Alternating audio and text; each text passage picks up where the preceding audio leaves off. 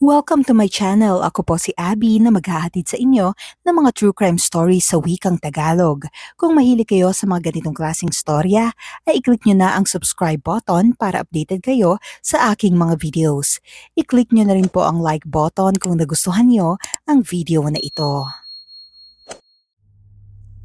Noong November 26, year 2000, eksaktong 3:36 ng hapon, isang CCTV camera ang nakakuha ng footage ng 15-year-old na dalagita na si Sarah Whitehouse at ang kanyang 16-year-old na best friend na si Lian Tiernan habang sila ay lumalabas sa isang shopping center sa siyudad ng Leeds. Ina-enjoy nila ang araw na magkasama sa kanilang maagang pamimili para sa Pasko.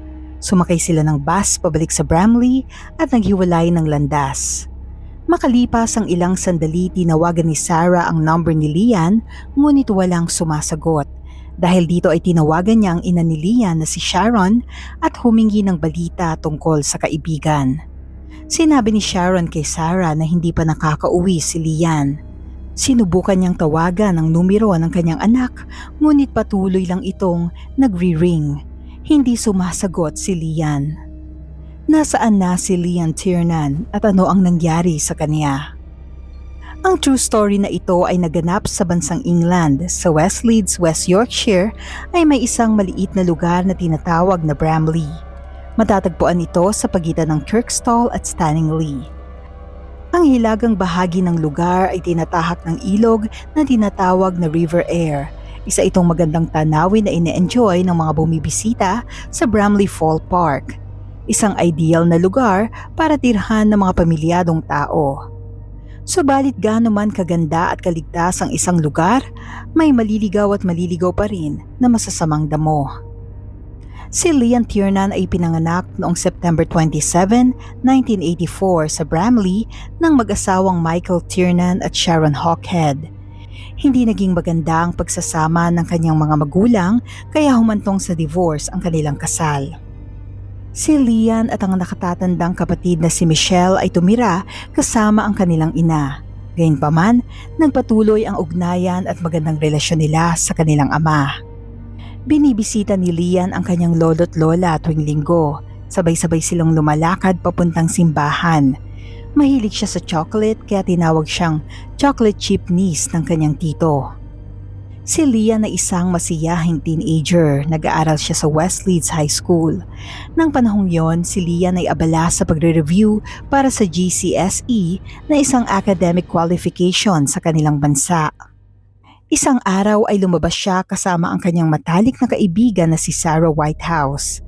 Plano ng dalawa na pumunta sa Leeds para sa maagang Christmas shopping. Maganda at maaraw ang panahon noong November 26, year 2000 na araw ng linggo. Pagkagaling sa simbahan kasama ang kanyang lola, umuwi na siya para maghanda sa lakad nila ng kaibigang si Sarah. Si Lian ay nagsuot ng black and white polo neck jumper, itim na pantalon at itim na boots. Sa ibabaw nito, isinuot niya ang kanyang asul na jacket.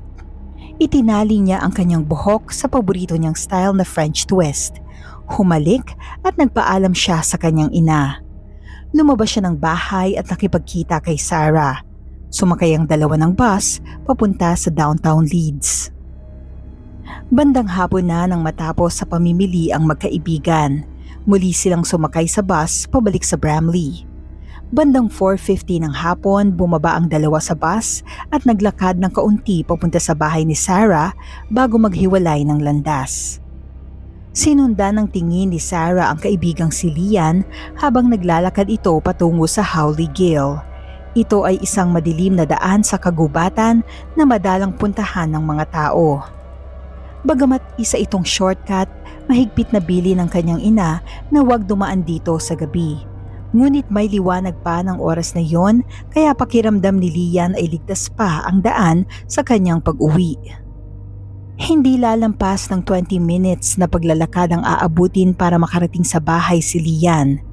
Ngunit nang tawagan ni Sarah ang bahay nila bandang 5:20 ng hapon, nagulat siya nang malamang hindi pa nakakauwi ang kanyang kaibigan. Agad na tinawagan ng kanyang ina na si Sharon ang cellphone ni Lian upang malaman kung nasaan siya, ngunit walang sumasagot. Ilang beses nag-ring ang cellphone bago ito patayin. Bandang 7 o'clock ng gabi, tinawagan niya ang local police department para i-report ang pagkawala ng kanyang anak. Nang gabing yon, pumunta ang pamilya sa simbahan upang kumuha ng mga flashlights para maghanap sa lugar buong magdamag. Maririnig ang mga sigaw para kay Lian hanggang lumiwanag na, subalit nabigo sila sa paghahanap. Wala rin silang nahanap na clue na kinaroroonan ng dalaga. Ang West Yorkshire Police sa pangunguna ni Detective Superintendent Chris Gregg ay agad na kumilos upang hanapin si Lian. Hindi magiging madali ang paghahanap, mahigit 700 na bahay ang nasa lugar, mga open areas, kagubatan, mga kanal at mga balon. Ilan ang mga ito sa maraming lugar kung saan pwedeng itago ang isang tao. Marami pa silang trabaho na kailangang gawin, ngunit determinado silang maibalik si Lian ng buo at ligtas.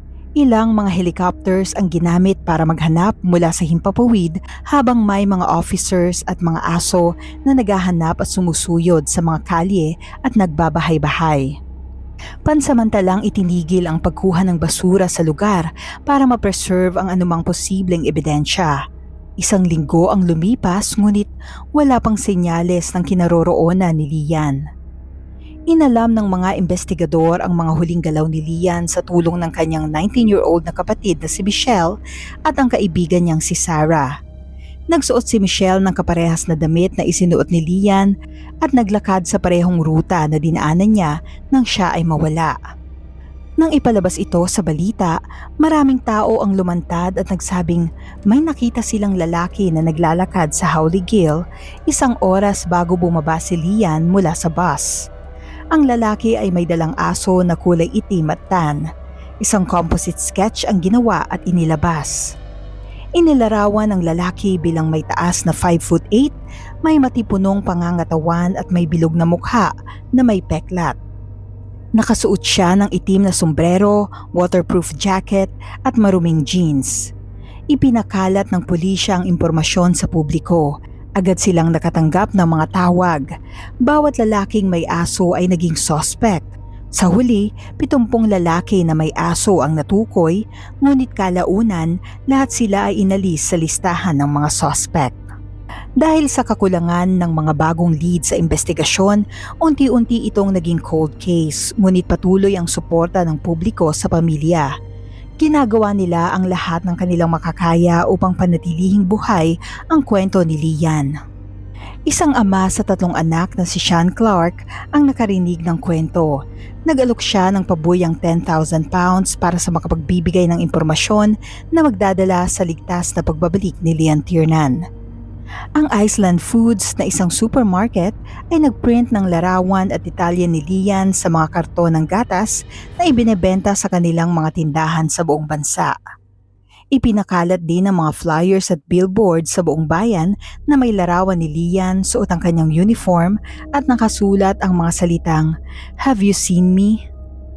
Nakatanggap ang mga pulis ng ilang mga tips na nakakita daw sa kanya sa mga malalayong lugar sa bansa, ngunit wala sa mga ito ang nakatulong sa pagtukoy ng kinaroroonan ni Lian. Patuloy na lumalabas sa mga balita ang mga magulang ni Lian habang nagmamakaawa sa publiko para sa anumang suporta na makatutulong sa kanila na mahanap ang kanilang anak. Isang napakalungkot na Pasko ang sumapit para sa lahat ng mga nakakakilala at nagmamahal kay Lian.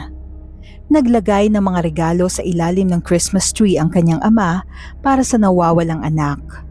Ang Westlife CD na binili ni Michelle para kay Lian ay nanatiling nakabalot. Lumipas ang mga buwan na hindi pa rin nahahanap si Lian. Sa huli, higit sa 2,000 bahay, shed at mga gusali ang nasuri sa lugar nila Lian at sa ruta na pinaniniwala ang tinahak niya pa uwi. Nangolekta ang mga pulis ng mga DNA samples mula sa higit 140 na lalaki sa lugar at nagsagawa ng mga search warrants sa iba't ibang lokasyon sa lungsod ng Leeds. Ngunit hindi pa rin nila natutukoy ang kinaroroonan ng dalagita. Sa kabila nito ay umaasa pa rin ang kanyang pamilya at mga kaibigan para sa kanyang ligtas na pagbabalik. Ngunit noong August 20, 2001, 9 pagkatapos mawala ni Lian, tuluyan ang nawala ng pag-asa ang mga mahal niya sa buhay dahil sa nakakakilabot na natuklasan sa isang kagubatan. Sa araw na iyon, naglalakad ang lalaking si Mark Bison kasama ang kanyang 2 aso sa Linley Woods. Ito ay isang makapal na kagubatan sa North Yorkshire County. Doon ay napansin niya ang tila isang tambak ng basura pero nang tignang maigi, isa pala itong duvet. Tinanggal niya ang lubid na nakatali sa duvet at natagpuan ng tila isang katawan ng tao na nakabalot ng maigi sa mga garbage bags. Dumating ang mga otoridad at siniyasat ang kanyang natagpuan. Bukod sa duvet, nakabalot din ito sa 9 na heavy-duty garbage bags na kulay green. Nang tanggalin sa pagkakabalot ay tumambad sa kanila ang labi ng isang babae. Ang mga kamay ay nakatali sa likod ng katawan gamit ang 3 dilaw na cable ties. Isang leather dog collar ang nakatali sa kanyang leeg. Tinanggal ng mga investigador ang itim na garbage bag na nakabalot sa ulo nito. Doon ay nakita nila ang mukha ng isang babae na naaagnas na. Hindi ito ang kauna-unahang pagkakataon na natagpuan ng isang katawan sa lugar na iyon. Noong 1992, natagpuan ang katawan ni Yvonne Fitz sa parehong lugar ngunit hindi pa nahuhuli ang salarin.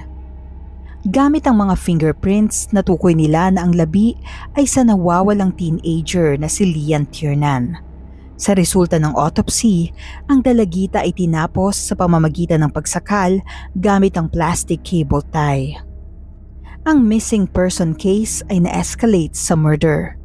Kumpiyansa ang mga otoridad na ang pumatay ay isang lokal. Una, natagpuan ang katawan ni Lian mga 16 miles mula sa lugar kung saan siya huling nakita. Pangalawa, ang mga cable ties na ginamit upang itali ang kanyang mga kamay ay galing sa British Postal System na ginagamit ng mga delivery companies sa lugar. Ang mga kulay green na garbage bag na ginamit upang balutin si Lian ay galing sa Morrisons na isang grocery store chain. 2 sa mga tindahan nito ay nasa lugar. Kumuha ng mga DNA samples mula sa mga miyembro ng pamilya, mga kaibigan at mga kilalang sex offender sa lugar umaasang makakahanap sila ng match. Nagsagawa rin sila ng fingertip search sa makapal na kagubatan kung saan natagpuan ang katawan ni Lian. Noong September 28, ang araw pagkatapos ng dapat sanay 17th birthday ni Lian, ang siyang araw ng kanyang libing. Ang simbahan ay napuno ng daang-daang mga nagluluksa. Ang ina, kapatid na babae at ang best friend ni Lian ay sinamahan ng iba pang mga kaibigan upang buhati ng puting kabaong papunta sa simbahan. Doon ay maririnig na inaawit ang mga paboritong kanta ng dalagita. Kabilang sa mga dumalo ay si Detective Superintendent Chris Craig na siyang namuno sa paghahanap kay Lian. Habang pinagmamasdan ng kabaong na dinadala patungo sa sementeryo, mas lalo pang tumibay ang kanyang determinasyon na hanapin ang salarin at mabigyan siya ng katarungan. Ang mga investigador ay nagtataka sa lugar kung saan natagpuan ang katawan ni Lian. Isa ito sa mga lugar na siniyasat nilang maigi. Hindi rin nagpapakita ng senyales ang katawan ng 9 na buwang pag-aagnas. Ang kanyang buhok ay nakatali pa rin sa parehong ponytail gamit ang parehong hair tie at hair clip noong siya ay nawala. Matapos magsagawa ng pagsusuri, natukoy ng medical examiner na siya ay pinatay noon ding araw ng kanyang pagkawala at ang kanyang katawan ay itinago sa isang cold storage ng ilang buwan. Ilang linggo bago matagpuan si Lian, sinubukan ng salarin na itago ang kanyang katawan sa pamamagitan ng pag-iwan sa kanya sa basurahan habang nakabalot. Inaasahan ng salarin na ang mga labi ay matatangay papuntang tambakan ng basura pero hindi ito ang nangyari. Dahil naibalot niyang mabuti ang katawan, napanatili dito ang maraming DNA na makakatulong sa mga otoridad. Umaasa ang mga otoridad na makakahanap ng mabilis na lead na magbibigay daan sa kanila upang matukoy ang pumatay. Subalit nawalan sila ng pag-asa nang dumating ang resulta na walang DNA na natagpuan sa katawan ni Lian. Nagpa siya silang imbestigahan ng mga bagay na natagpuan kasama ng biktima. Natagpuan ng mga investigador ang buhok ng aso sa mga damit ni Lian. Ang mga buhok ay ipinadala sa isang university sa Texas para sa DNA profiling. Nakapagbuo lamang ang university ng partial profile para sa DNA ng aso. Ang knitted scarf na natagpuan sa leeg ni Lian ay naglalaman ng mga hibla ng buhok ng tao. Ang mga ito ay pinasa rin para sa DNA testing at nakalikha sila ng DNA profile. Sunod na tinukoy ng mga investigador ang dog collar na ginamit upang baluti ng itim na garbage bag sa paligid ng kanyang leeg. Ang dog collar ay gawa ng isang kumpanya sa Nottingham na tinatawag na Armitage Leather Products. Ayon sa kumpanya, nasa 220 wholesalers sa buong Britain ang napagbentahan nila. Ipinasa nila ang kanilang sales documents sa mga pulis. Sinimula ng mga investigador na tawagan ang mga nasa listahan. Sa pang 112 na tawag ay nakakuha sila ng mahalagang impormasyon. Isang kumpanya ang nagbigay ng impormasyon ng 3 customer na taga-Leeds na umorder ng kanilang collar. Ibinigay nila ang impormasyon ng mga customers. Isa sa kanila ang agad na lumitaw bilang suspect. Ang pangalan niya ay John Taylor. Naninirahan siya sa Bramley, ilang minuto lamang mula sa lugar kung saan huling nakita si Lian. Hindi ito ang unang pagkakataon na lumitaw ang kanyang pangalan sa investigasyon nang natagpuan ang katawan ni Lian. Binanggit siya ng mga saksi na madalas nilang makita ito sa kagubatan kasama ang kanyang aso. Pero nakapagbigay siya ng alibay noon na ang kanyang aso ay matagal nang patay bago pa mawala si Lian. Sino ba si John Taylor at ano ang kanyang pagkatao? Kung titignan sa panlabas na kaanyuan, si John ay mukhang normal na middle-aged man. Siya ay isang 45-year-old na nagtatrabaho bilang parcel delivery driver. Ang tanging record lang niya sa mga pulis ay ang pagnanakaw ng suit noong siya ay 15 years old. Ikinasal siya at nagkaroon ng 2 anak, isang lalaki na ipinanganak noong 1981 at isang babae na ipinanganak noong 1983. Naghiwalay sila ng kanyang asawa noong 1996. Si John ay namuhay ng tahimik at mag-isa sa Bramley. Si John ay nag-e-enjoy sa pagpapahirap sa mga hayop na kanyang nahuhuli. Nanguhuli siya ng mga koneho para saktan ang mga ito. May nakakita rin sa kanya na sinasaksak ng paulit-ulit ang isang fox. Nakita na rin siyang namamalo ng mga ibon hanggang sa mamatay ang mga ito. Noong 1982, hindi nagtagal matapos silang lumipat sa kanilang bagong tahanan sa Cockshot Drive, nagsimulang bumili at mag-breed si John ng mga aso at ferrets. Hindi matagalan ng asawa niyang si Janet ang amoy sa bahay dahil sa mga hayop, pero hinabaan pa niya ang kanyang pasensya. Hanggang isang araw ay nag-uwi ng 2 malalaking kwago si John. Ang mga ito ay kumakain ng mga day-old na sisiw na binibili niya sa libo-libong piraso at itinatago niya sa isa sa malalaking freezer sa kanilang bahay. Dahil dito ay tuluyan na siyang hiniwalayan ni Janet. Madalas mag-travel si John sa buong bansa ngunit hindi para sa trabaho. Naglalagay siya ng mga advertisement para sa mga female companions at madalas na naglalakbay sa iba't ibang panig ng bansa para makipagtalik sa mga babae. Sa pamamagitan ng mga phone records, nagsimulang i-track ng mga investigador ang ilan sa mga babaeng ito para ma-interview. Karamihan sa kanila ay inilarawan si John bilang harmless na tao. Pero ang ilan ay umamin na tinawagan nila ang pulisya para i-report si John nang lumabas ang mga detalye tungkol sa pagkamatay ni Lian.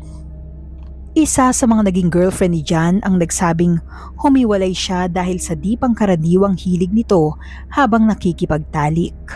Sinabi rin niyang may isang bundle ng cable tie sa isang drawer malapit sa kama ni John. Inaresto ng mga pulis si John Taylor. Nagsagawa sila ng investigasyon sa property ni John. Sa likod ng bahay natagpuan nila ang isang hedge plant, isang plum tree at poplar tree. Ang pollen sa mga halamang ito ay tumugma sa mga natagpuan sa buhok, balat at nasal tract ni Lian. Sa kanilang paghuhukay, natuklasan nila ang mga labi ng iba't ibang hayop kabilang ang 28 na ferret at skeleton ng 4 na aso. Isa sa mga ito ay ang Black and Tan Terrier. Ang mga buhok mula sa terrier ay sinuri at tumugma sa mga buhok na natagpuan sa katawan ni Lian. Posibleng pinatay ni John ang kanyang alaga noong panahong iniimbestigahan ng mga lalaking may aso sa lugar. Napansin din nilang binakbak ang carpet sa sahig, pero may mga natirang kulay pink na hibla na nasabit sa mga pako ng sahig. Ang mga hiblang ito ay tumugma ng eksakto sa mga natagpuan sa katawan ni Lian. Natagpuan din nila ang dugo ni Lian sa ilalim ng mga sahig ng bahay. Ang mga kaparehas na lubid na ipinantali pambalot kay Lian ay natagpuan din sa bahay ni John. Nakakita rin sila ng maraming dilaw na zip ties sa kanyang bahay. Kinakitaan ng kanyang kusina ng kaparehas na garbage bag na ipinambalot sa biktima. Doon ay natagpuan rin nila ang 3 malalaking freezer. Sa una ay pinabulaan na ni John ang lahat ng paratang sa kanya. Subalit nang ipakita sa kanya ang mga nag-uumapaw na ebidensya, inamin niyang siya ang dumukot sa biktima ngunit aksidente ang kanyang pagkamatay. Ayon kay John, balak lang niyang galawin ang biktima. Subalit nang maipasok niya si Lian sa bahay, nagpambuno ang dalawa at nahulog si Lian dahilan para siya ay mabagok. Agad niya itong ikinasawi. Ngunit walang ebidensya ng pagkabagok sa pagsusuri kay Lian. Hindi rin niya maipaliwanag ang pagsakal at pagtali sa biktima gamit ang mga cable ties. Sa huli, napagtagpi-tagpi at naging malinaw na sa mga investigador kung ano ang nangyari kay Lian nung gabing yun. Habang mag-isang naglalakad ang biktima sa madilim na daan ng Howley Gill, hinila siya ng suspect at dinala patungo sa bahay na 22 minutes ang layo. Doon siya ay ginapos at ginalaw. Tinapos niya ang biktima sa pamamagitan ng pagsakal gamit ang zip tie at isang woolen scarf. Pagkatapos ay itinago niya ang katawan ni Lian sa isang freezer sa kanyang kusina ng ilang buwan. Bago matagpuan ang katawan ni Lian, napansin ng mga kaibigan ni John na ang isang freezer sa kanyang kusina ay biglang nawala. Hinala ng mga investigador na baka nasira ito kaya nagpasya si John na itapon na ang katawan ni Lian. Isang desisyon na humantong sa kanyang pagkakahuli. Noong February 15, 2002, ang 46-year-old na si John Taylor ay nahatulan ng guilty sa pagkidnap at pagpatay kay Lian Tiernan. Siya ay nasintensyahan ng 2 life terms. Kailangan niyang magserbisyo ng 20 years bago makonsider para sa parole. Pero hindi lang ang kaso ni Lian Tiernan ang tinutukan ng mga investigador. Malakas ang kanilang kutob na hindi ito ang unang krimen ni John Taylor. Ang paraan ng pagtatago at pagtatapon niya sa katawan ay tila plinano ng maigi. Hindi sila nagkamali ng hinala. Nang magkaroon ng DNA profile ni John sa database, 2 kaso ng assault na nasa system ang naikonekta sa kanya. Ang unang assault ay nangyari noong October 18, 1988 nang si John na armado ng maskara at kutsilyo ay inatake ang isang 32-year-old na babae habang siya ay naglalakad sa Howley Gill para sunduin ang kanyang mga anak sa paaralan. Ang pangalawa ay nangyari noong March 1, 1989. Si John na nakasuot ng maskara at may dalang kutsilyo ay biglang pumasok sa bahay ng isang 21-year-old na ina sa Bramley. Dahil dito ay nakatanggap si John ng 2 karagdagang termino sa mga sumunod na taon. Ang mga pulis ay nagsagawa ng cold case review ng mga krimen sa buong bansa na kaparehas sa kaso ni Lian. Noong taong 2018, umamin si John sa mga nagawang krimen sa 5 pang mga babae mula 1977 hanggang 1996. Lahat ng mga ito ay inamin ni John kaya nakatanggap siya ng life sentence. Si John ay itinuring ding suspect sa halos 10 cold case na muling binuksan. Sa dami ng mga ginawa niyang krimen ay hindi na makakalaya sa bilangguan si John. Si John ay nakakulong sa maximum security Wakefield Prison na kilala rin sa pangalang Monster Mansion. Dito nakakulong ang iba pang mga kriminal na nakagawa ng mga kahindik-hindik na krimen.